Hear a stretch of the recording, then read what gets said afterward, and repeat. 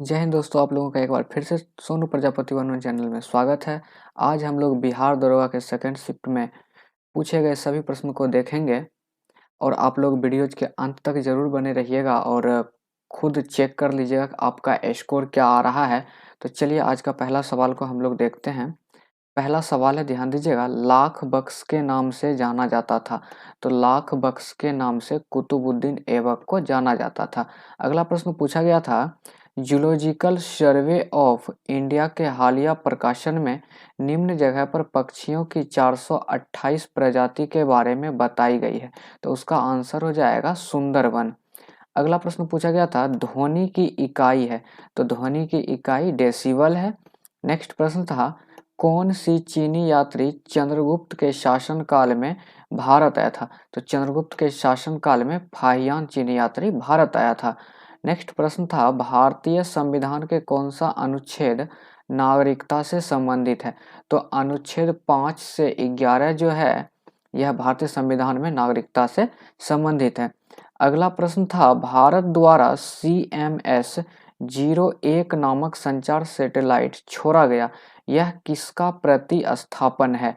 तो यह जो है फ्रेंड GSAT-12 का प्रतिस्थापन है। चलिए अगला प्रश्न को देखते हैं। अगला प्रश्न है, राजस्थानी भाषा में लघु कहानी का शीर्षक, इसे साहित्य अकादमी पुरस्कार प्रदान किया गया है। तो राजस्थानी भाषा में जो लघु कहानी का कौन सा शीर्षक है जिसे साहित्य अकादमी पुरस्कार प्रदान किया गया था। तो इसका आंसर हो जाएगा बारीक बात। और इसके लेखक की बात करें तो इसके लेखक रामस्वरूप किसान जी थे। अगला प्रश्न पूछा गया था, सितारों के टिमटिमाने का क्या कारण है। तो सितारों के टिमटिमाने का कारण जो है सितारों के प्रकाश का वायुमंडलीय अपवर्तन है। आप लोग वीडियोज के अंत तक जरूर बने रहिएगा और खुद अपना स्कोर को चेक कीजिएगा फ्रेंड्स। अगला प्रश्न पूछा गया था, राष्ट्रीय खेल दिवस मनाया जाता है। तो राष्ट्रीय खेल दिवस 29 अगस्त को मनाया जाता है। अगला प्रश्न था, माइकोटॉक्सिन उत्पादित होते हैं। तो माइकोटॉक्सिन जो है कवक के द्वारा उत्पादित किए जाते हैं। विश्व की व्यस्तम नहर है। तो विश्व की व्यस्तम नहर कील नहर है फ्रेंड, जो कि जर्मनी में है। अगला प्रश्न पूछा गया था, कोशिका झिल्ली में सर्वाधिक प्रचुर लिपिड है। तो सर्वाधिक प्रचुर लिपिड जो है कोशिका झिल्ली में फास्फोलिपिड होते हैं। चलिए अगला सवाल को देखते हैं जो पूछे गए थे और यह सवाल है, सही मिलान करें। तो फ्रेंड इस क्वेश्चन का आंसर सही सही मिलाया हुआ है। मैं इसे मिला करके टाइप किया हूँ, आप लोग देख लीजिएगा आप लोग क्या टिक किए हैं। बिली बिली ऑस्ट्रेलिया में बहते हैं, हरिकेन USA में, टाइफून चीन में। तो यह बिल्कुल सही मैच किया हुआ है। अगला प्रश्न है, हल्दीबाड़ी चिल्हाटी रेल लिंक भारत को किस देश के साथ जोड़ता है। तो हल्दीबाड़ी चिल्हाटी रेल लिंक जो है भारत को बांग्लादेश के साथ जोड़ते हैं। तो यह इसका सही आंसर हो। अमीर एक कोही नामक नया विभाग बनाया था। तो यह फ्रेंड मोहम्मद बिन तुगलक के द्वारा इस विभाग को बनाया गया था। नेक्स्ट प्रश्न है, जीमैक्स संयुक्त नौसेना अभ्यास है। तो जीमैक्स नौसेना अभ्यास जो है फ्रेंड यह भारत और जापान देश का संयुक्त नौसेना अभ्यास है।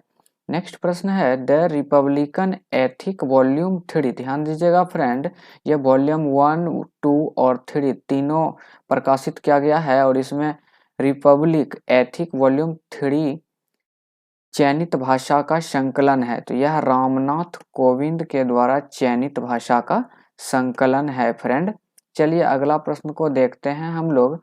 अगला प्रश्न है, विषुवतीय वर्षावन को ब्राजील में किस नाम से जाना जाता है। तो विषुवतीय वर्षावन को ब्राजील में सेल्वास के नाम से जाना जाता है।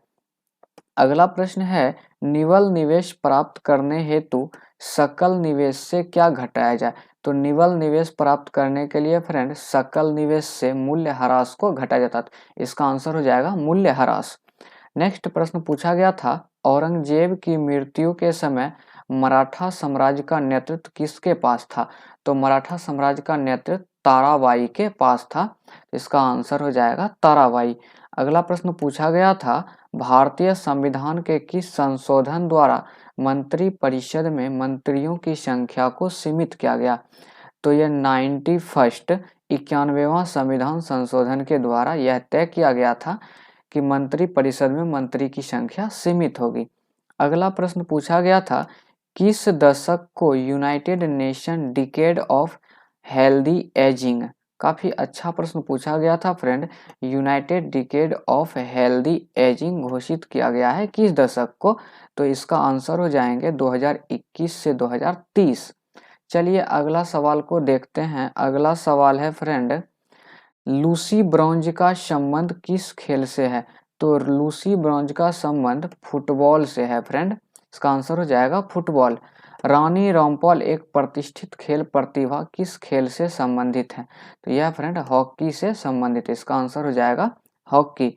दक्षिण अफ्रीका में प्रवास के दौरान महात्मा गांधी ने कौन सी पत्रिका प्रकाशित की थी? तो इसका आंसर हो जाएंगे इंडियन ओपिनियन। कोटोपैक्सी पर्वतीय चोटी किस देश में स्थित है? इक्वाडोर में यह स्थित है फ्रेंड। इसका आंसर हो जाएंगे इक्वाडोर। 2021 में G20 शिखर सम्मेलन की मेजबानी किस देश ने की थी? तो इसका आंसर हो जाएंगे इटली। 2021 में हो जाएंगे इटली और 22 में इंडोनेशिया। अगला प्रश्न है, किम्बरले हीरा खनन केंद्र किस देश में स्थित है? तो इसका आंसर हो जाएंगे दक्षिण अफ्रीका। इसका आंसर हो जाएंगे दक्षिण अफ्रीका। चलिए अगला प्रश्न पूछते हैं। यह आखिरी स्लाइड है फ्रेंड, तो आप लोग लास्ट तक जरूर बने रहिएगा। जिगर शब्द संबंधित है, तो जिगर शब्द जो है फ्रेंड बिलियर्ड खेल से संबंधित है। डेविस कप से संबंधित है, तो डेविस कप जो है फ्रेंड टेनिस से संबंधित है। यह पुरुष के द्वारा खेला जाता है, यह पुरुषों का खेल है। अगला प्रश्न है, निम्नलिखित यमोत्तर में से कौन सा भारत का मानक यमोत्तर है?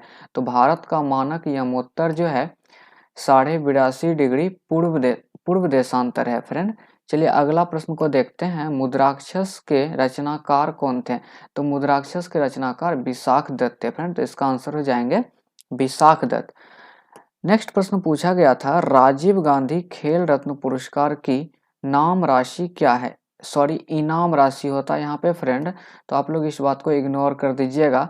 तो राजीव गांधी खेल रत्न पुरस्कार का इनाम राशि जो है 25 लाख है। इसका आंसर हो जाएंगे 25 लाख। अगला प्रश्न पूछा गया था, तसोकर वेटलैंड, तसोकर आर्द्र भूमि भारत के किस क्षेत्र में स्थित है? तो यह लद्दाख क्षेत्र में स्थित है और यह भारत का 42वां रामसर साइट भी है। अगला प्रश्न पूछा गया था, सत्यशोधक समाज के संस्थापक कौन है?